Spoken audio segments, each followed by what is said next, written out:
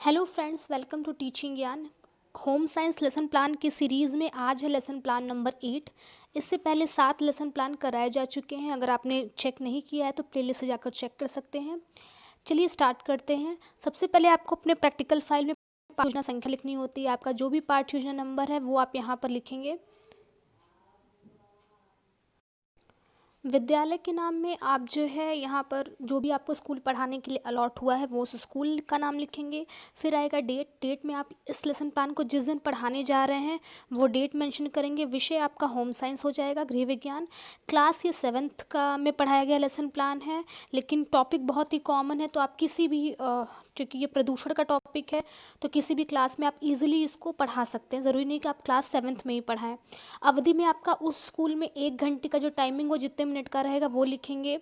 चक्र में आपका जो भी आपका है प्रथम द्वितीय मतलब होम साइंस का पीरियड जिस भी टाइम पर आ रहा है वो चक्र लिखेंगे। ठीक है। प्रदूषण में जो है आपका प्रकरण हो जाएगा प्रदूषण। फिर आता है हमारा सामान्य उद्देश्य। सामान्य उद्देश्य के अंतर्गत हम लिखेंगे कि बच्चों को प्रदूषण के प्रति सचेत करना, बच्चों में पर्यावरण के प्रति उत्तरदायित्व एवं कर्तव्य की भावना का विकास करना, बच्चों को वातावरण की शुद्ध एवं स्वच्छ रखने के उपायों एवं नियमों को समझाना। फिर है बच्चों को प्रदूषण के हानियों के बारे में बताना। ठीक है। और 5वां पॉइंट है बच्चों को प्रदूषण को दूर करने हेतु उन्हें प्रेरित करना। अब आता है विशिष्ट उद्देश्य। विशिष्ट उद्देश्य के अंतर्गत हम कुछ हेडिंग के माध्यम से बताएंगे, जिसमें पहला है हमारा ज्ञानात्मक उद्देश्य। इसके अंतर्गत बच्चे पर्यावरण के स्वच्छ रखने के महत्व को समझ सकेंगे। फिर है हमारा भावात्मक उद्देश्य। भावात्मक उद्देश्य के अंतर्गत बच्चे प्रदूषण को रोकने के प्रयास करेंगे। फिर हमारा तीसरा है क्रियात्मक उद्देश्य। क्रियात्मक उद्देश्य के अंतर्गत बच्चे प्रदूषण से होने वाली हानियों को रोकने के लिए दूसरों को भी प्रेरित कर सकेंगे। फिर आता है हमारा सहायक सामग्री। सहायक सामग्री के अंतर्गत हम जो है कुछ जो है सहायक सामग्री मतलब कोई ऐसा सामान जो बुक और क्लासरूम के बोर्ड और उसके अलावा जो कि प्रदूषण को अच्छे से समझा सके, ठीक है, उसका प्रयोग करते हैं। तो इसमें हम पर्यावरण प्रदूषण के कारण एवं हानियों को दर्शाता हुआ एक चार्ट पेपर दिखाएंगे। आप प्रदूषण से रिलेटेड कोई भी सहायक सामग्री या मॉडल बच्चों को दिखा सकते हैं। फिर आता है हमारा पूर्व ज्ञान। पूर्व ज्ञान के अंतर्गत हम जो भी टॉपिक पढ़ाते हैं उसका थोड़ा बहुत नॉलेज बच्चों को पहले से रहता है, वही हमारा पूर्व ज्ञान होता है। इसमें बच्चे प्रदूषण के बारे में सामान्य जानकारी रखते हैं, ये पूर्व ज्ञान रखेंगे। फिर आता है हमारा प्रस्तावना का प्रश्न। प्रस्तावना का जो प्रश्न है वो हम कुछ प्रश्नों के माध्यम से टॉपिक निकलवाने का प्रयत्न करते हैं प्रकरण को। यही हमारा प्रस्तावना का प्रश्न होता है। इसमें आप इस तरह से परफॉर्म बनाएंगे और पहला प्रश्न बच्चों से करेंगे, व्यक्ति के चारों ओर का वातावरण क्या कहलाता है? बच्चे आंसर करेंगे पर्यावरण।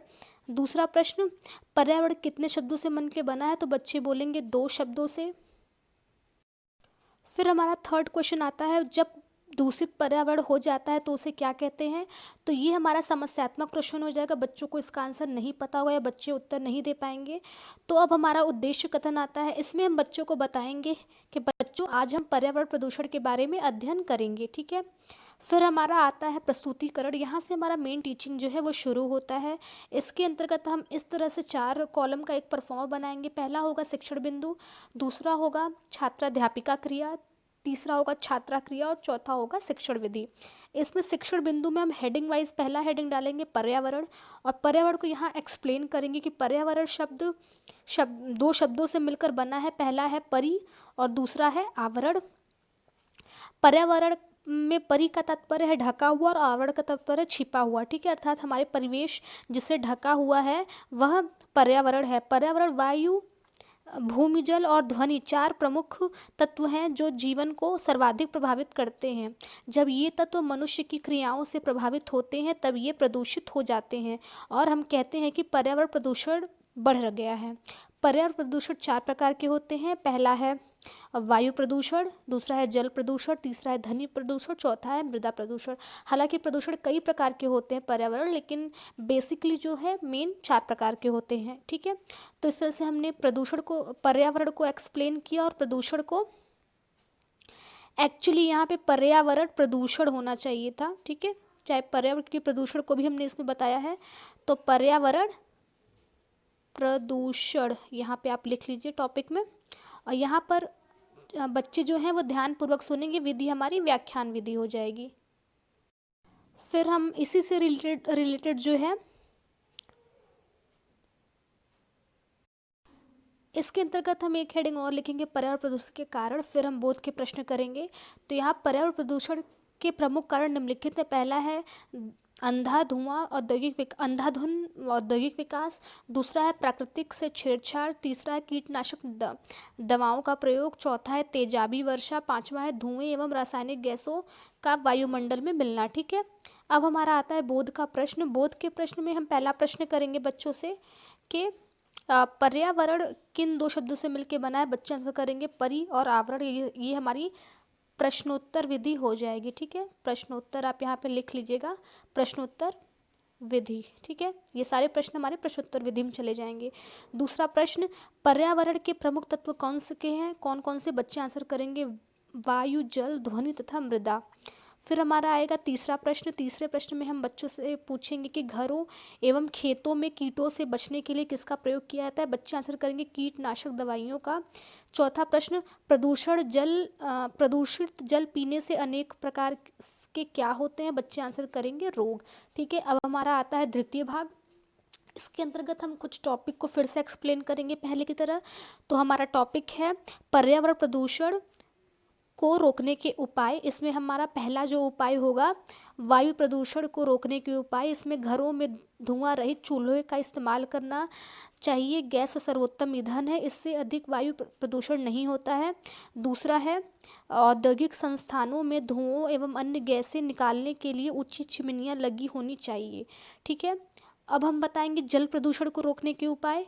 तो इसमें पहला उपाय जो हम बताएंगे वो है नदियों एवं तालाबों में कूड़ा करकट, गंदगी तथा मूत्र कभी नहीं डालना चाहिए। दूसरा उपाय है मल विसर्जन के लिए सीवर प्रणाली ही अपनाएं एवं सीवर के जलमल को वैज्ञानिक ढंग से वो करे, साफ करे। ठीक है, अब आता है हमारा ध्वनि प्रदूषण को रोकने के उपाय। में से पहला उपाय है अधिकाधिक वृक्षारोपण करना चाहिए, क्योंकि वृक्ष शोर की तीव्रता को कम करती हैं।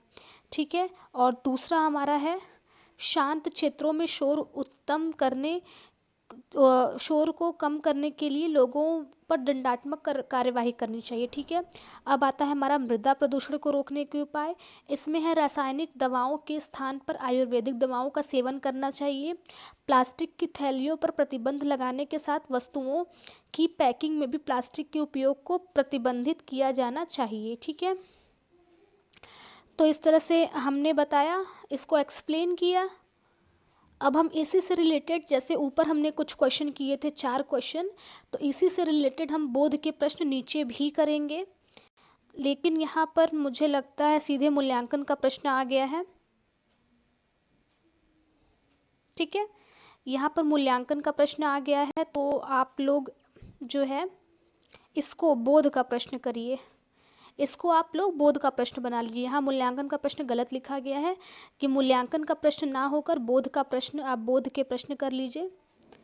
और पहला प्रश्न होगा पर्यावरण को प्रभावित करने वाले तत्व कौन कौन से हैं। बच्चे आंसर करेंगे वायु, जल, ध्वनि और मृदा। दूसरा प्रश्न, धुआं रहित चूल्हों का प्रयोग इस्तेमाल करके कौन सा प्रदूषण कम किया जाता है। बच्चे आंसर करेंगे वायु प्रदूषण।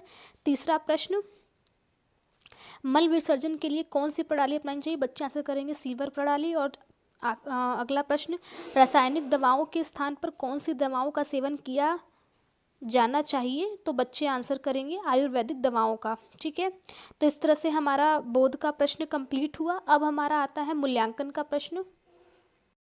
मूल्यांकन का प्रश्न हम इसलिए करते हैं ताकि हमको पता चल सके कि हमने जो पढ़ाया बच्चों को कहाँ तक समझ में आया। इसमें आंसर नहीं लिखते, इसमें सिर्फ प्रश्न किया जाता है। ठीक है, तो इसमें हम पहला प्रश्न बच्चों से करेंगे कि पर्यावरण के प्रमुख तत्व कौन कौन से हैं। और दूसरा प्रश्न हम करेंगे घरों एवं खेतों में कीटों से बचने के लिए किसका प्रयोग किया जाता है। ठीक है, अब आता है हमारा श्याम पट्टकार। श्याम पट्टकार का जो जैसा कि मैंने बताया है कि कोई भी लेसन प्लान पढ़ाने के लिए ब्लैक बोर्ड का यूज़ मस्ट होता है, तभी आपका लेसन प्लान कंप्लीट बनाया जाता है। तो श्याम पट्टकार आप जो लेसन प्लान पढ़ा रहे हैं उस समय आपने वहाँ पर ब्लैक बोर्ड का यूज़ किया है कि नहीं और उस पर क्या लिखा है उसको इंडिकेट करता है। तो यहाँ पर मेन पॉइंट लिखे जाते हैं, जैसे प्रदूषण के प्रकार यहाँ पर ग्राफ द्वारा बताए गए हैं। तो इसमें पहला है वायु प्रदूषण, दूसरा है जल प्रदूषण, तीसरा है ध्वनि प्रदूषण, चौथा है मृदा प्रदूषण।